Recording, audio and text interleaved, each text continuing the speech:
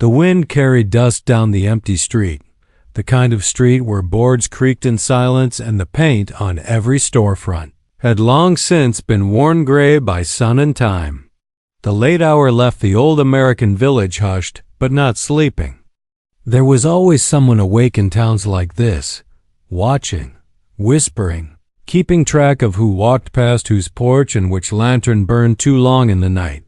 Folks said the land itself remembered secrets, and in a place where faith and duty weighed heavier than the mountains beyond, nothing escaped notice for long.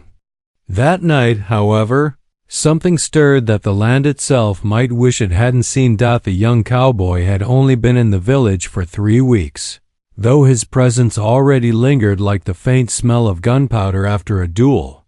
His boots still looked new, though dust clung to them, and his hat sat too stiff on his head, as if it belonged to a man older and surer of himself. He carried a restless spirit, one that marked him as different from the weathered men who rose before dawn and labored till their backs bent in the evening. There was a tremble in him, not of fear, but of something too dangerous for men his age to admit aloud. Hope. She, on the other hand, belonged to the place in a way that could not be denied. Her family had tilled those fields and prayed in that small white church since before the railroad tracks split the valley. She walked with a quiet poise, the sort born from being watched all her life, praised for her virtue, measured for her every word. The town called her pure, though purity was a word that never once crossed her own lips. She simply lived under it, as if it were a garment she could not take off.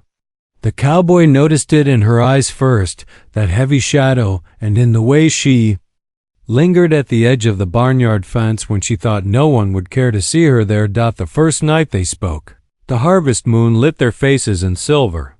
He was leaning against the corral, his fingers tracing the wood worn smooth by generations of horses. She approached with a pitcher of water, offered not out of kindness but because her mother had told her to. Still, when their hands brushed on the handle, she did not pull back at once. The pause was short, but in the silence of the night it stretched like an endless road. That was how it began, too small a moment to stir suspicion, too quiet a gesture to be confessed in prayer. But whispers grow fast in villages like that. Already, men sitting in the saloon spoke of the stranger with narrowed eyes. Already, women drawing water from the well asked one another why she had been seen passing the fence at dusk more than once. Every church bell on Sunday seemed to strike not against the sky but against their hearts. Still, the young cowboy could not keep away. He worked hard by day breaking horses, hauling hay, tending to the older rancher who had offered him shelter, but when the stars unfolded, he always found his boots carrying him back to that fence. And always she was there. It was not love spoken in words. No one in that town would have dared. It was glances traded in lamplight, the faint tremor in her breath when he asked how the harvest was faring, the way she lingered when he said little more than good night. Something about the forbiddance made each moment flare brighter, like sparks in dry grass. They both knew it was dangerous. They both knew what it would mean if her father saw, or if the preacher caught wind, or if the men who ruled the saloon decided the cowboy wasn't worth the trouble he brought. Still, one evening, as the sun fell red behind the hills, she slipped past the fence and walked beside him into the old barn. The air smelled of hay and horses, heavy with dust. His hands trembled when he touched the rope he pretended to fix, though it wasn't the rope he was thinking of. She stood so close he could hear the beat of her heart, fast and unsure. Her voice was a whisper, fragile as moth wings in the dark. "This is forbiddance." The words were enough to break through the stillness of the barn, but not enough to send him away. He turned, his eyes searching hers, caught between apology and defiance. Something inside him, something stronger than sense, stronger than fear, kept him from stepping back. The night deepened around them, pressing close with its silence, as if the whole village held its breath. He wanted to answer her, to say something that would quiet the warning in her voice, but no words came. Instead, there was only the tremor. In his chest, the weight of knowing he stood on a line that, once crossed, would never be mended. She too seemed to waver, torn between duty and desire, her hand hovering near his sleeve but not daring to touch. Every second stretched long, as though time itself slowed to watch the choice neither of them could unmake. Beyond the barn walls, the town slumbered, but shadows moved. A lantern flickered somewhere down the street. The echo of boots on the wooden planks of the walkway carried faintly to their ears. The sound made her stiffen, her whisper sharp now, urgent. "They mustn't see us. Not here." The cowboy's breath caught, his eyes darting to the crack in the barn door where faint light spilled through. His pulse thudded in his ears, not from fear of being caught, but from the way her nearness drowned out every sensible thought. For a heartbeat, the world was only her whisper, the wild pull between what was right and what was theirs alone. To claim Dot, and then, as the night stretched on, the choice seemed to make itself. His hand brushed hers, and though she trembled, she did not pull away. Her eyes lifted to his, wide and uncertain, but unyielding too. The air between them seemed to hum with what could not be spoken and what could never be undone. Somewhere outside, the lantern light grew brighter, closer. The cowboy swallowed hard, his jaw tight, his body caught between the impulse to shield her and the temptation to stay frozen in that dangerous closeness. She leaned nearer, her breath trembling against his ear, and he knew the words she was about to speak would bind them both to a secret that the dawn might never forgive. The door creaked again, louder this time, and the sliver of lantern light widened across the barn floor. Dust motes shimmered in it, turning the silence between them into something sharp enough to cut. He held his breath, and she pressed her hand flat against the wood behind her, as though bracing herself for what might come next. The cowboy's pulse hammered in his temples. He wanted to move, to speak, but every muscle in his body locked as heavy footsteps shifted just beyond the doorway. The lantern paused. Whoever held it lingered there, breathing low and steady, as if searching for something more than a horse or a stray tool left behind. The cowboy leaned forward, just enough to glimpse the faint outline through the crack in the boards, but the figure turned away before he could make out a face. The sound of boots scraped against the packed dirt, fading into the night. The light dimmed, swallowed by the dark, until only the hushed rasp of her breath reminded him he was not alone. They did not speak right away. The barn held its own kind of judgment, and neither wished to break it first. When at last she whispered, her voice was trembling, though the words carried more steel than before. "You don't know this place. You don't know what they'll do if they think." She stopped herself, her eyes darting toward the door as if the figure might still be listening. The cowboy's jaw tightened. He had drifted through more towns than he could count, each with its own code, its own kind of justice. But something about this village felt different. The people moved with a quiet severity, as though every step was measured, every glance weighed. The preacher's sermon seemed less about salvation and more about warning. Even the laughter in the saloon never rang free. It always seemed to break off too soon, like a sound stifled before it could carry. He studied her face in the faint lamplight that spilled through the cracks. She looked torn in two, caught between the duty that bound her and the longing that kept her standing there with him. He wanted to ask why, wanted to hear from her lips what shadow hung over this place, but she shook her head before he could form the words. "Not tonight," she whispered. "Not here." The cowboy nodded, though every part of him ached to press further. He stepped back, letting the silence stretch between them once more. When she slipped through the barn door and vanished into the night, he stayed behind, staring at the empty space where she had stood.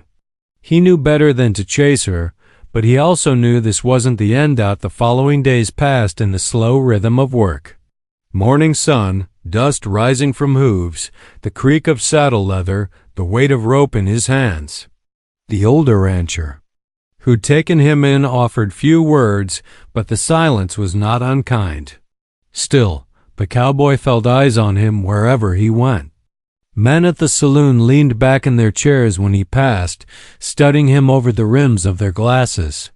Women at the well lowered their voices, though their glances followed him like whispers carried on the wind. He noticed something else. 2. The townspeople never lingered outside once night fell. Lamps were doused early, doors bolted, shutters latched. The streets became hollow, as if emptied by some unspoken rule. Only the church bell seemed allowed to break the quiet, tolling not just on Sundays but at hours, its mournful sound rolling across the rooftops. The cowboy had never feared darkness, but here it pressed down heavy, as if the land itself was warning him away.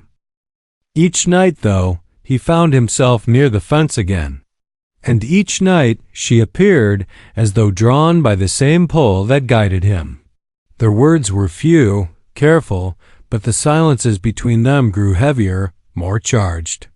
Sometimes they spoke of small things, the weather, the horses, the crops.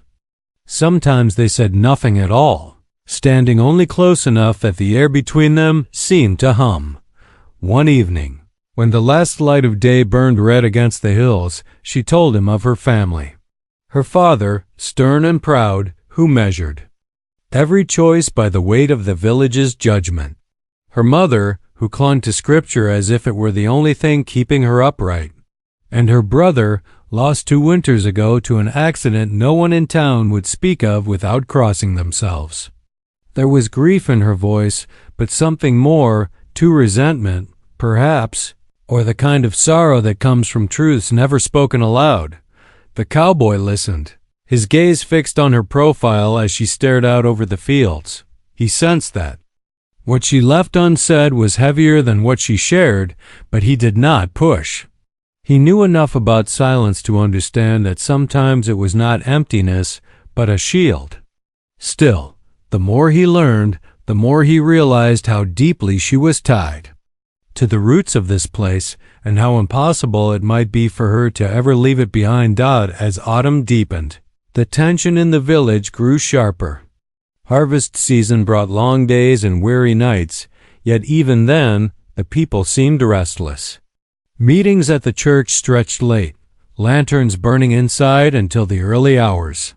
Men rode out together, their horses kicking up dust, and returned, with their faces set grim. Once, the cowboy caught sight of them gathered in the square, speaking low, their eyes flicking toward the outskirts where he stood. He could not hear their words, but he did not need to. Suspicion carried louder than sound. That night when he met her again by the fence, she was pale, her hands twisting in her shawl. "They know," she whispered. "Not everything, but enough." Her eyes searched his, desperate, as if begging him to tell her what neither of them could yet believe. "They'll watch us now. They'll watch me." The cowboy swallowed hard. He wanted to tell her they could leave, ride out under cover of night, escape the weight of this place. But he saw the way her gaze flicked toward the church steeple, the way her shoulders hunched as if burdened by more than her own fear. This wasn't just about them. This was about generations, about a town bound tighter than barbed wire, about laws unwritten but unbreakable. Still, he couldn't stay away. Each time they parted, he swore it would be the last, and each time his boots carried him back. The forbidden nature of their meetings only fed the fire that burned between them. What began as chance glances had become a tether, pulling them both into a darkness neither could resist. One night, as the wind howled through the empty streets, he found her waiting not by the fence, but in the shadow of the barn itself.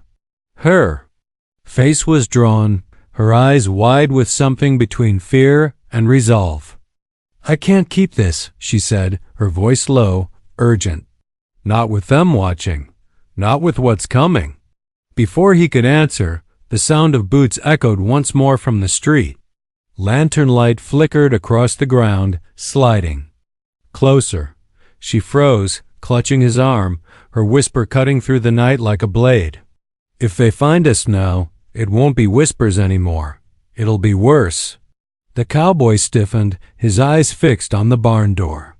The lantern glow grew brighter, spilling through the cracks until the shadows of men stretched long across the dirt. The air thickened, heavy with the weight of what could not remain hidden any longer. She gripped his hand tight, trembling, her breath sharp and shallow. He knew she was right. Whatever bound this town together was about to break, and when it did, neither of them would escape untouched. The boots stopped just outside. The door groaned. A voice low and steady carried through. "The wood. Who's in there?" The cowboy's heart lurched. She went pale, her nails digging into his sleeve. For a moment, the world narrowed to nothing but the dark barn, the faint lantern light, and the heavy silence that stood between them and discovery. The door began to swing open. The door eased open, slow enough to drag the seconds out like hours. Dust lifted off the barn floor with every creak, drifting through the lantern glow. The cowboy's hand tightened around hers, though his eyes stayed fixed on the growing gap of light. A figure stood silhouetted against it, broad in the shoulders, a hat pulled low. For a moment, the stranger did not step inside, only lingered there, as though waiting for the shadows to betray themselves. She swallowed hard, her lips parting as if to whisper, but no sound came. The cowboy felt the weight of her fear as sharply as the boards pressing into his back. He'd seen gunmen hold their ground in standoffs, felt the cold quiet of saloons when tempers flared, but this was different. This was not the tension of men against men. This was the village itself pressing down on him, the judgment of a place that carried rules never spoken yet carved deep into bone. Then, just as suddenly as it had opened, the door drifted shut. The figure's boots shuffled in the dirt, fading into the distance until silence swallowed the barn once more. Only then did she release the breath she had been holding, her body trembling against his. "They're looking," she whispered, her voice thin, brittle. "They know it's us." The cowboy frowned, his jaw tightening. "They don't know anything yet." She shook her head, eyes wide in the pale sliver of light. "Here, not knowing is enough. They'll decide what they want to believe, and it won't matter if it's true." The words hung between them, heavy with the weight of truth he couldn't deny.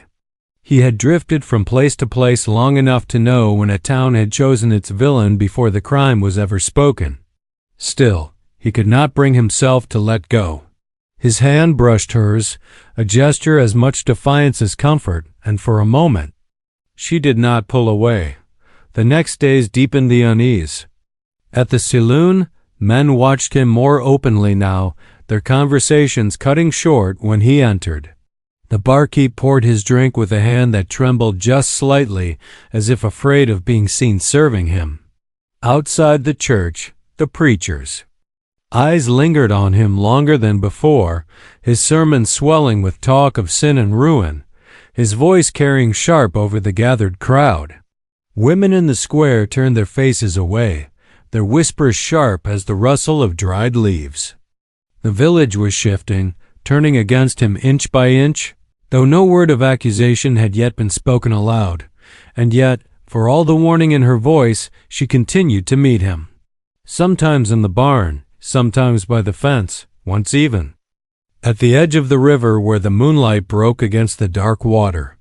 Each meeting grew more dangerous, each silence more loaded, each glance heavier with the unspoken truth that neither of them could turn back. It was during one of these stolen nights when the cicadas hummed loud enough to mask their words that she told him about the gatherings. Not just the church services or the town meetings, but the secret ones held in barns and cellars where only certain families were invited.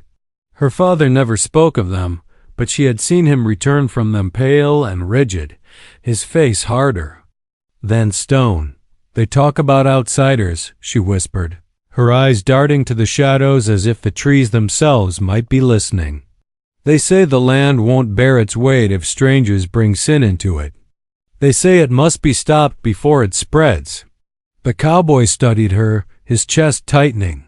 He had heard words like that before, in other towns, but here they carried a sharper edge, as if the soil itself demanded purity.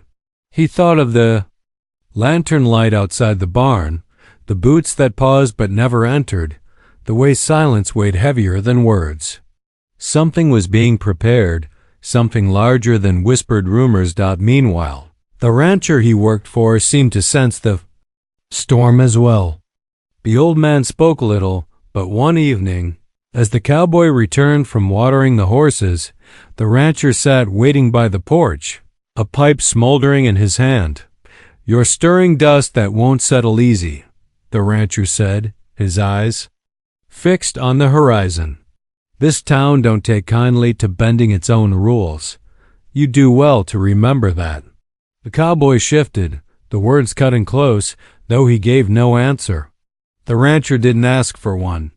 He only drew slow on his pipe, the glow of it flaring in the dark, before muttering, "Sometimes, boy, the worst trouble ain't the kind you can fight with your fists. Sometimes it's the kind that comes dressed as righteousness."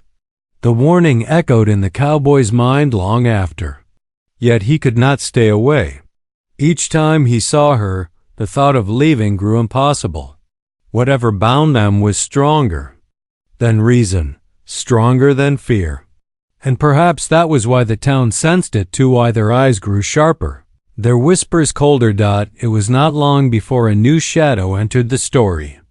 A young man, close to the cowboy's age, but hardened by the soil and the law of the place. He carried himself with the confidence of one who belonged, his boots worn, his rifle never far from reach. Whispers named him as the preacher's nephew, a man with more sway in the town than his years should have allowed. The cowboy noticed him first at the well, his gaze fixed not on the water, but on her. There was something in the way the nephew watched, a claim unspoken but heavy as a brand. Later, in the saloon, the cowboy caught him again, eyes narrowing across the room, measuring, weighing. It became clear soon enough. This was not just about outsiders and rules. This was personal. One evening, she confessed in a trembling whisper that her father had long spoken of joining their families, of binding their bloodlines to strengthen their standing in the village. She had never given her heart to it, but in the eyes of the town, it was as good as promised. The cowboy felt the weight of it settle like stone in his gut. What he had thought was only suspicion was in truth a threat against something much larger, something already decided long before. He had arrived. The nephew's shadow grew with each passing day. He began to follow the cowboy openly, his boots echoing on the boardwalk behind him, his rifle resting against his shoulder like a reminder. He asked questions in the saloon, his voice sharp with accusation, though his words stayed just shy of naming it. At night, the cowboy sometimes felt eyes on him even when the streets were empty, the silence too thick, the dark too still. And yet, still, the meetings continued. Each one more dangerous than the last, each one a tighter rope strung between them and discovery. The cowboy felt the noose of the town's judgment tightening, but he could not bring himself to stop. She, too, seemed drawn in deeper, though her face grew paler with each passing day, her voice more urgent in its warnings. The conflict stretched wider, no longer just between them and the town, but within the town itself. Some looked on with open suspicion, others with unease, as though the village itself was splitting along lines too fine to name. The preacher thundered harder from his pulpit. The nephew stalked closer in the streets. The rancher grew quieter on his porch. And through it all, the church bell tolled at strange hours, its sound heavy, mournful, as if marking a countdown no one dared to speak aloud. One night, As the leaves rustled under a rising wind, the cowboy found himself waiting longer than usual by the fence. At last she appeared, her face drawn, her steps quick, as though she had risked much just to come. "They've called a gathering," she whispered, her hands trembling. "Tomorrow night. The barn by the river. They're not just talking now. They're deciding." The words struck him colder than any blade. He wanted to ask what they meant, but her eyes told him enough. The town had reached its breaking point. The whispers were done. Something was about to happen, something final. And as the wind howled across the empty fields, the cowboy realized that the fight before him was not just for her, not just against the nephew, but against the weight of the entire village itself. The night before the gathering carried a weight that seemed to settle on every rooftop and fence post. The air was thick, restless, as if the wind itself knew what was coming. Even the animals felt it. Horses stamped in their stalls, dogs barked without cause, and the crows roosted uneasily, wings shifting in the dark. The cowboy sat outside the rancher's house, staring toward the valley where the barn by the river stood, his hands restless against his knees. He had wandered through many towns before, but none had carried this kind of silence. It was the silence of judgment preparing to speak. She came to him that night, her shawl pulled tight, her eyes wide with fear that glistened in the faint starlight. She did not sit, did not breathe easy. Instead, she stood before him with trembling hands. "You can't go there," she whispered, her voice urgent. "You don't understand what it means. They're not just meeting, they're deciding." The cowboy studied her, his jaw tightening. "Deciding what?" Her voice dropped lower, so low it nearly vanished into the night air. "What to do with you, with us?" The words landed like a strike to the chest.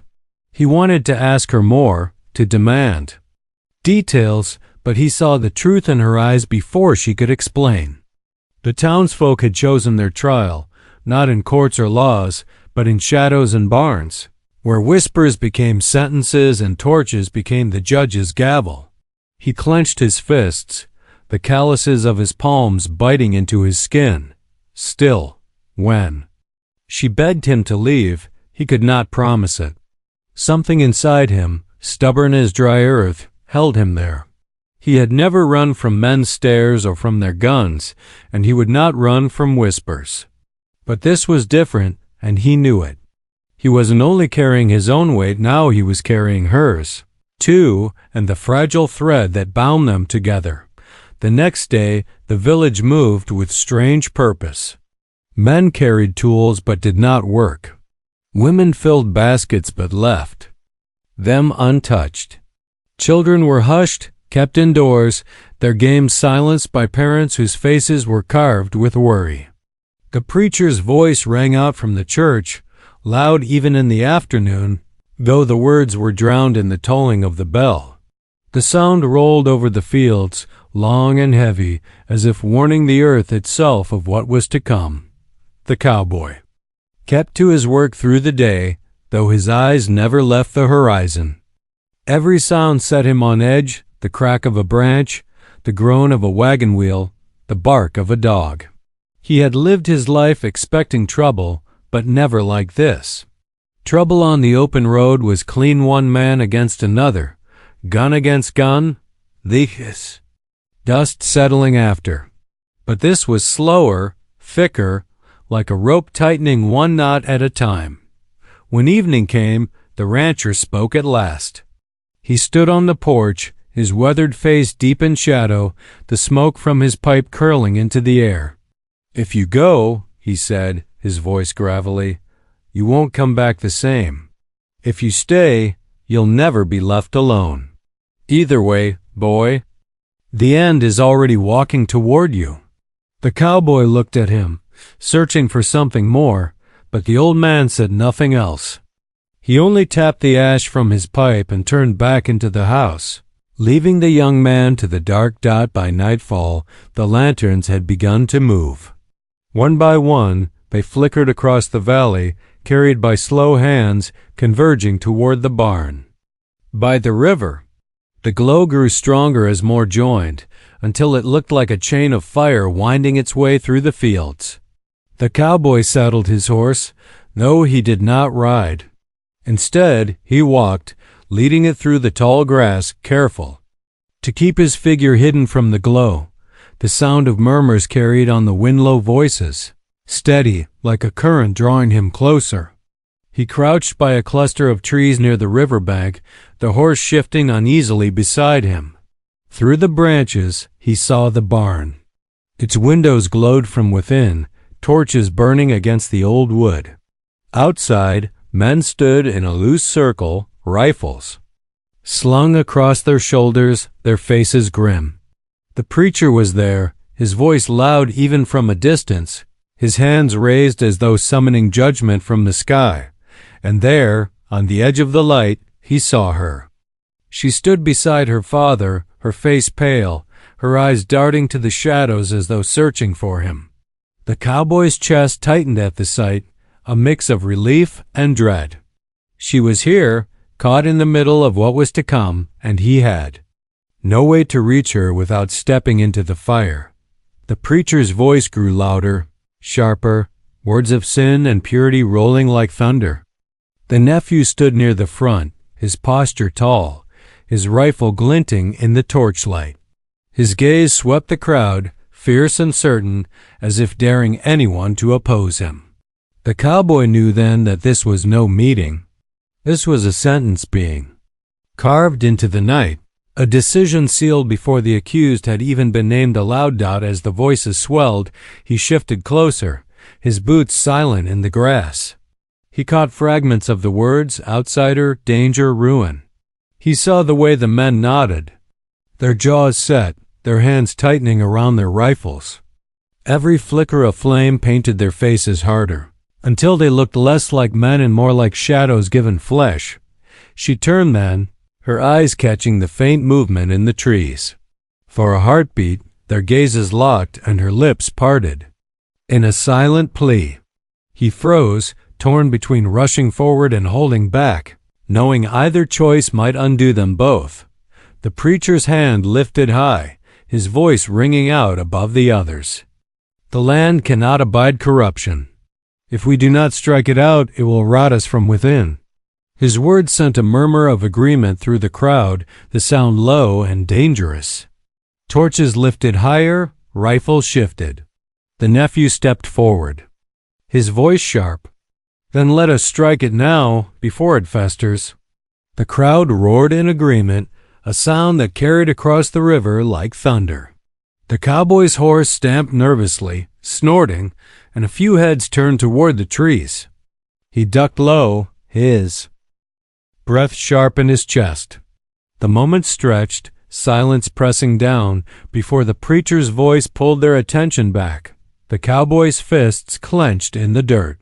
Every instinct screamed at him to ride, to charge, to pull her from the circle and run until the horizon swallowed them whole. But he knew the weight of rifles, knew the speed of a bullet. This was no duel, it was a storm waiting to break, and he was standing on its edge. Inside the barn, more voices rose, chanting low, the sound pulsing like the beat of a drum. The sun. Torches flared, casting the crowd in a glow that made their eyes burn with a kind of fever. She stood still among them, her shawl slipping from her shoulders, her hands clenched at her sides. Her face was pale, but her gaze never left the shadows where she had seen him. The cowboy's breath came ragged. He knew the night was tightening, drawing toward something that could not be undone. The air felt charged, every torch flicker a spark waiting to set the valley alight. The preacher's voice swelled once more, his words echoing against the river, against the trees, against the cowboy's very bones. "Tonight we choose," the preacher cried. "Tonight we cleanse." The crowd erupted, their voices rising in unison, the sound carrying far into the dark. Rifles lifted, torches waved, shadows stretched. The cowboy's heart hammered, his hand slipping to the revolver at his hip. He felt the weight of it heavy, useless against so many, but steady in his grasp. And then the nephew stepped forward, his voice cutting sharp through the roar. "Bring them out," he demanded. "Bring them both into the light." The cowboy froze. His breath caught in his throat as the words struck like a hammer against the night. She stiffened, her head whipping toward the barn door, her eyes wide with terror. The crowd surged, a sea of shadows moving toward the entrance, their torches flaring higher. The cowboy's pulse thundered, his body caught between rushing forward and holding still, between drawing his gun and clenching empty hands.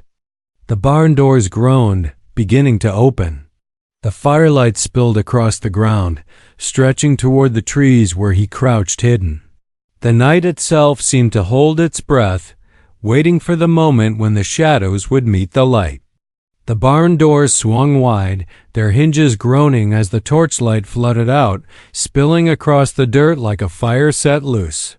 Shadows stretched long and sharp, reaching toward the trees where the cowboy crouched. For a moment, all sound fell. Away the chants, the murmurs, even the river seemed to pause, as if the night itself waited for what would happen next. From inside the barn, men emerged in a line, their faces grim and set with purpose. Rifles glinted in the torchlight, their barrels cold as judgment. Behind them, the preacher stood taller than before, his arms raised high, his voice carrying like thunder. "The land has spoken. The people have spoken. Now we cleanse what threatens to rot us from within." His words rolled over the crowd, feeding the fever that burned in their eyes. The nephew stepped forward, his jaw tight, his gaze sweeping over the villagers as if to bind them in agreement. His voice cut sharp, full of venom. "They've hidden in the shadows long enough. Bring them out." The cowboy's heart hammered, his breath caught in his throat. He felt the weight of his revolver at his hip, the pull of instinct telling him to draw, to fight. But even as his fingers brushed the worn grip, he knew the truth. One man's gun could not silence an entire town. If he stepped into the light as an enemy, he would not only lose himself, he would lose her too. And then, before he could move, she did. She stepped forward from the edge of the crowd, breaking free of her father's grasp, her shawl slipping to the ground. Her voice, though trembling, cut through the noise. "If you want to judge, then judge me. It was I who chose to stand beside him. It was I who met him under your eyes, not in secret, but because I would not live a life bound by fear." The crowd shifted, their murmurs turning uncertain, the weight of her words stirring something that no torchlight could smother. The preacher's face darkened, his voice rising in fury. "Child, you know not what you speak. You bring shame upon your family, upon the very land that feeds you." But she did not falter. Her gaze swept over the crowd, her voice stronger now. "What shames us more, love or fear? What do you think? Will save this village silence or truth?" The cowboy felt his chest tighten, a mix of pride and dread. He wanted to rush to her side, but he knew this moment was hers, not his. She was no longer just the quiet girl who met him at the fence. She was standing against the weight of generations. The nephew's face twisted with rage. "She's bewitched. Can't you see? This outsider's poisoned her mind." He lifted his rifle, the barrel glinting in the firelight as he pointed it toward the trees. "And he waits there, hiding like a coward, all eyes turned." The cowboy's breath hitched as the crowd's gaze swept toward him, their torches lifting higher, their whispers breaking into a roar. There was no more hiding. The moment had come. He stepped out from the shadows, his boots crunching in the dirt, his figure revealed in the torchlight. He kept his hands loose at his sides, though his heart pounded like a drum. The crowd stiffened, their rifles lifting, their eyes narrowing. But he did not draw his gun. He only walked forward, steady, his gaze fixed not on them but on her. When he reached the edge of the circle, he stopped. The firelight painted his face, the heat licking at his skin. The preacher's voice thundered again. "Outsider, Do you deny your sin? Do you deny what you've done? The cowboy's voice came low, steady, though every word cost him. I don't deny I came here a stranger. I don't deny I chose to stand beside her. But if that's sin, then I'll carry it. If you want to put your judgment on me, then do it. But leave her be. A hush fell over the crowd. The torches flickered, the river rushed faintly in the distance, and for a moment, no one moved. Then the nephew snarled, his finger tightening on the trigger. He lies. He's here to destroy us. The cowboy's hand slipped to his revolver, not in threat but in readiness. His eyes locked on the nephew's, the air between them stretched thin as a drawn rope. The crowd tensed, the preacher's voice broke through again, sharp and commanding. Stop! The word rang out, cutting the night in two. All rifles froze. The preacher lowered his arms slowly, his eyes burning as he studied the cowboy and the girl standing at the edge of the circle. You both stand here, defiant, before the eyes of God and man. This town will not forget. This land will not forget. She lifted her chin, her voice clear. Then let it remember the truth. We are not shadows. We are not corruption. We are only people who will not live in fear. The silence that followed stretched long and heavy. Men shifted on their feet, their rifles lowering inch by inch. The fever that had driven them flickered, dimmed as doubt seeped through the cracks. For the first time, the cowboy saw it, the hesitation in their eyes, the weariness of men long bound by rules they dared not question. The nephew growled, his face twisted in fury, but when he raised his rifle again, no one moved with him. His voice cracked with anger. Will you stand idle? Will you let them shame us all? But the crowd did not answer. One by one, torches. Dipped lower, rifles lowered, the fire in their eyes fading into uncertainty. The preacher's jaw tightened, his voice rising once more. This isn't over. You've brought division to this town. The land will take its due. Yet even as he spoke, the gathering broke apart. Men turned away, their boots heavy in the dirt, their faces set but unreadable. The torches dwindled, the firelight dimming as villagers drifted back into the night. Soon only the preacher, the nephew, and her father remained, their gazes sharp with warning. The cowboy stepped to her side, his hand brushing hers. For the first time, he felt the air lighten, the rope around his chest loosen.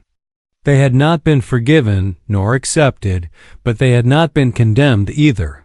Something had shifted, even if only a crack in the stone. Her father's eyes met hers, full of disappointment, of anger, but also of something else, resignation. He turned without a word, leading her mother into the dark. The nephew spat at the ground, his rifle still clutched tight, but even he did not dare fire. He only muttered a curse and stormed after the others. The preacher lingered last, his shadow tall against the barn, his voice low but fierce.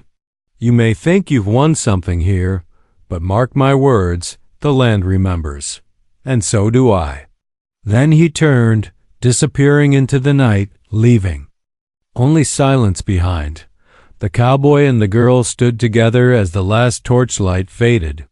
The barn by the river loomed behind them, empty now, yet heavy with what had nearly come to pass.